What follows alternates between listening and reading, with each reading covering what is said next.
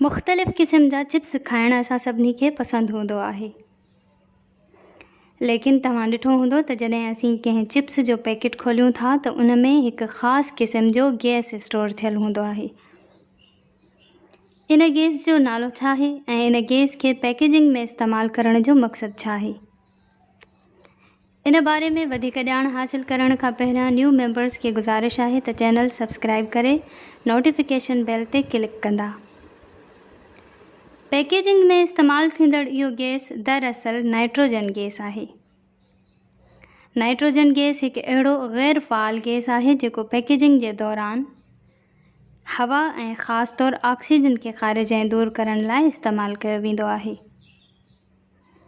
Oxygen अहिड़ो gas आहे जेको ॿियनि अशिया सां मिलणु पसंदि कंदो आहे, जंहिं जे नतीजे में चिप्स ऐं अहिड़ियूं ॿियूं शयूं ख़राबु थी वेंदियूं आहिनि ऐं उन्हनि जी ताज़गी ख़तमु थी वेंदी आहे।